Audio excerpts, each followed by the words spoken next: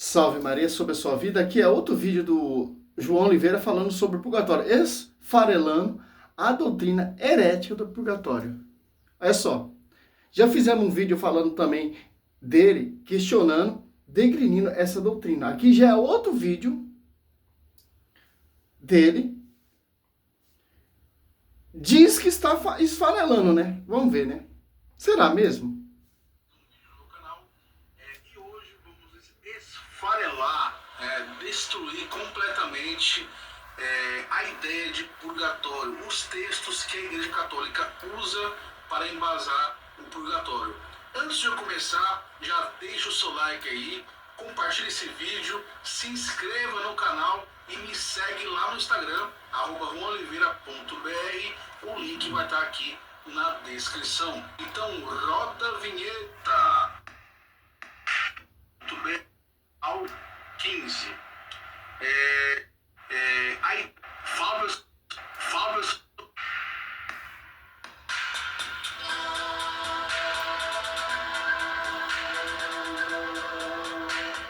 Pois bem, gente, no Catecismo Católico, né, mais precisamente aí no verbete 1030 a 1032, eles dão alguns textos que, para eles, na cabeça deles, eles embasam o purgatório, né?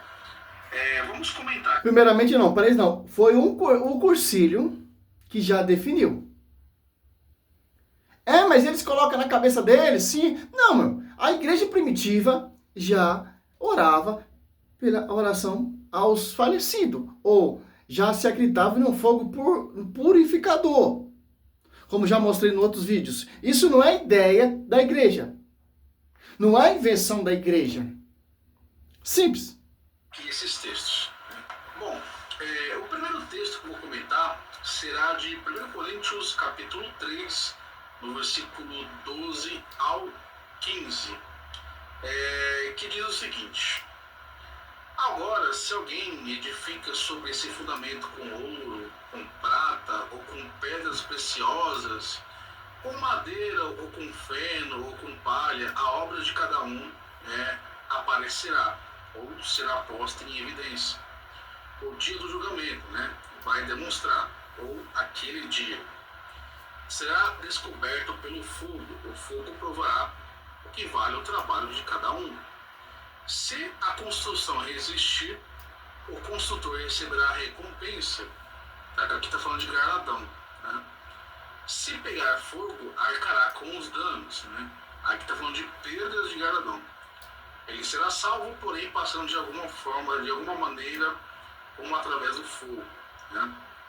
Aqui na versão da Ave Maria fala: se pegar fogo, arcará com os danos, ele será salvo, porém, passando de alguma maneira através do fogo. Pois bem, gente, vamos... O texto é bem claro. É só. Em 1 Coríntios 12 ao diante, ó. É só. O texto é bem claro. Paulo mostra aquele que vai para glória e aquele que não vai ainda, vai passar pelo fogo, mas será salvo passando através de um fogo, ó. Em 1 Coríntios 14, 15, ó. Paulo mostra aqueles que vão direto para a glória. O João Oliveira, você não entende isso? Mas o 15 ele mostra aqueles que vão ser salvos também, mas vão ter que passar pelo fogo antes, ó. Olha só, Paulo ele dá característica, iniciativa para a gente entender o texto.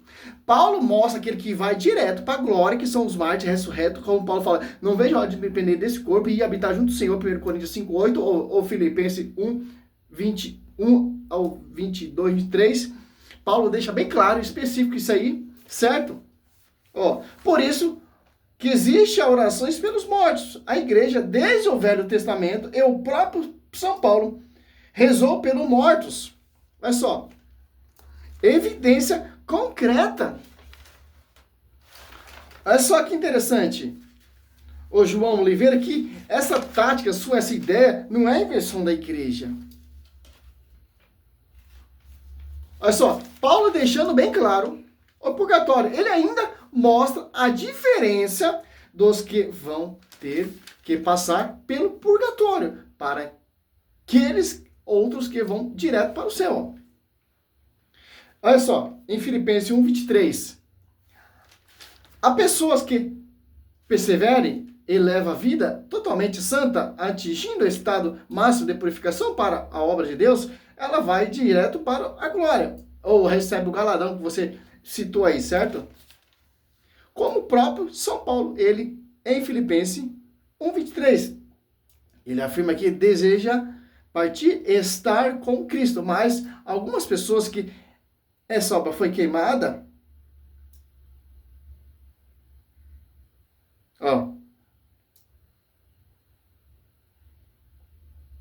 sendo na sua vida, ó, pelo Evangelho, a obra que por Deus, seguimento da família, santidade, todas as coisas que aproxima de Deus, se essa obra for queimada, essa obra se quebrar, ele vai ser salvo. Ainda mais ter que passar pelo purgatório. Antes, ao fogo purificador, né? Fogo que vai purificar. O 1 Coríntios, assim, ó. É interessante, pô. Interessante. Paulo, ele dá essa referência. Simples de se entender. Como declarou o Cursílio ali. O catecismo que ele está citando aí. Certo? 1330. 10:30, né?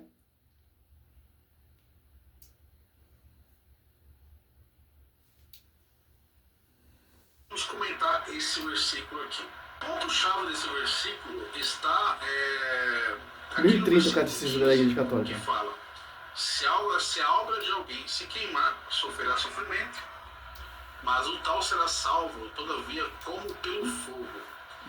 Gente, esse como faz uma diferença assim, gigantesca no texto, para a gente entender, né? Primeiramente, que a gente está lidando aqui com o tribunal de Cristo, né?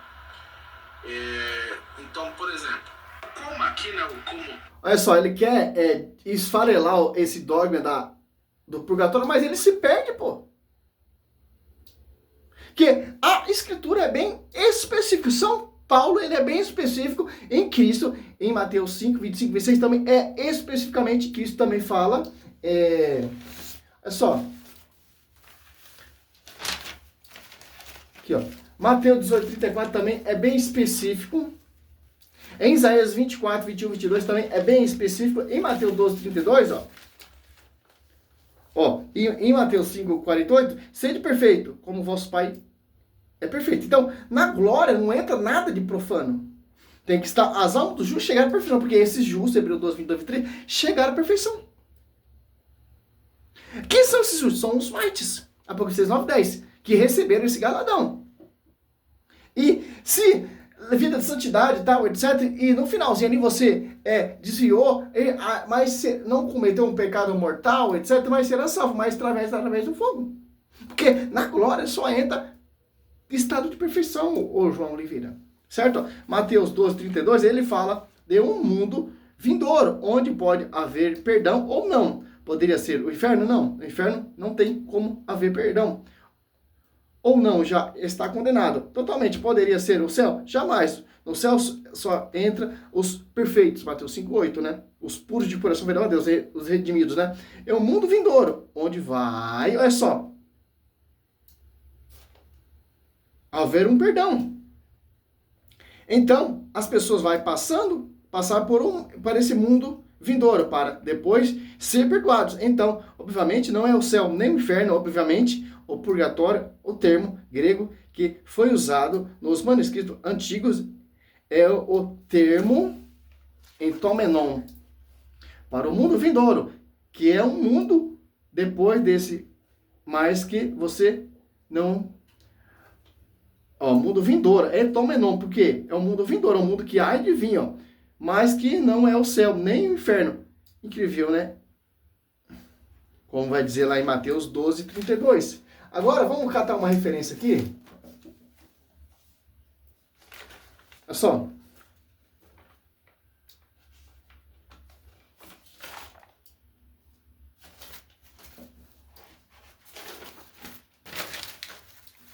referência de alguns pais da patrística, do pai da igreja. São Clemente de Alexandria também, lá no século II, ó, fala do purgatório com fogo purificador. Ó, e Santo Epifânio de Adércio, né, também fala.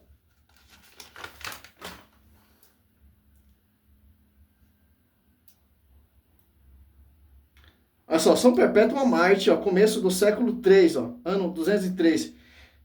Também, ó, a situação das pessoas no purgatório e eficiência da oração pelos mortos, ó, imediatamente nessa noite, isso me foi mostrado em uma visão. Olha só, Dinócrito saindo de um lugar sombrio, onde se encontrava também outras pessoas. E ele estava magro e com muita sede, com uma aparência suja e pálida, né? Como ferimento de seu rosto quando havia morrido. Ó.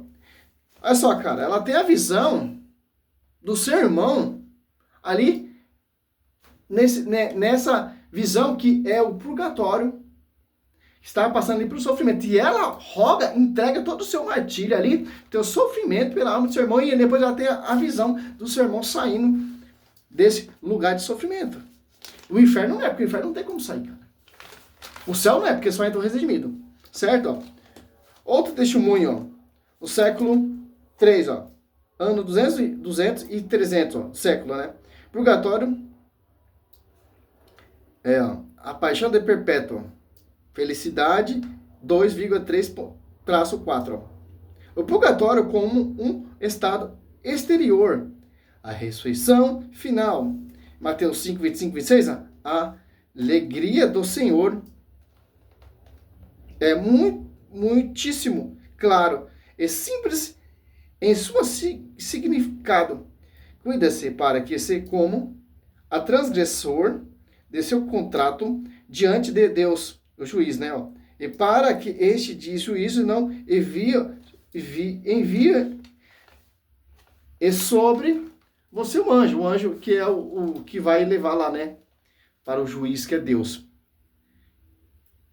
Ministro, né?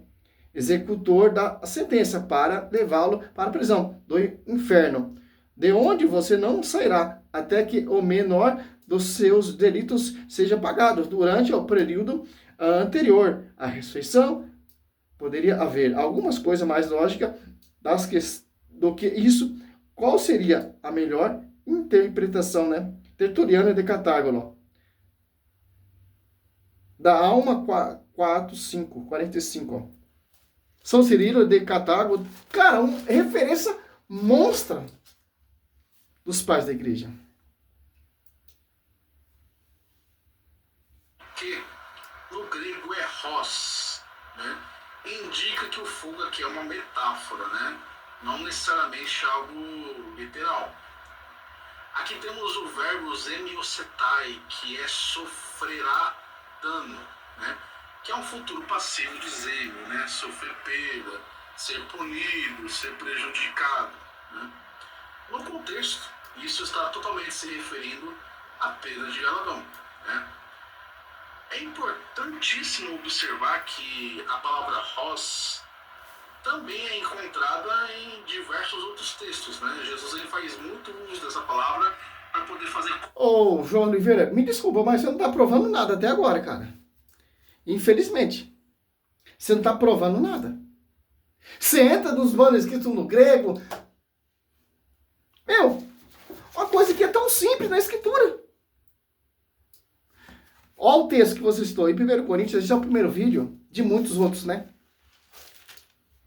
Ó, 3:15, ó. 13, ó. A obra de cada um aparecerá ao dia do julgamento. Irá demonstrá-lo. Se descobrir pegar fogo, provará vale o trabalho de cada um. Que é esse trabalho de cada um? Vida de santidade, missão. Buscando a santidade. Chegando o grau da perfeição. Olha só que interessante, ó. Paulo já está dando uma referência àquele que chegou a esse grau, esse nível de santidade. vai receber, como você disse, o galadão. Que galadão é esse? Está ali junto com os redimidos, está ali junto com as almas dos justos chegar à perfeição. E, 14. Se a construção resistir ao construtor, receberá a sua recompensa. Se pegar fogo, vai cair com danos. Ele será salvo, porém passando de alguma maneira através do fogo. Isso não é uma metáfora. Para você pode ser uma metáfora. Para você pode ser uma invenção da igreja. Mas os primórdios aqui, como estou mostrando aqui, testemunho ocular dos pais da igreja, testemunho vivo. Tanto da igreja primitiva e tanto pais patrísticos. Olha só outra coisa muito interessante. A igreja primitiva já acreditava. Olha só. São Paulo, ele é bem claro, cara. Ali, quando é a ceia eucarística, olha o que ele fala pra gente, ó.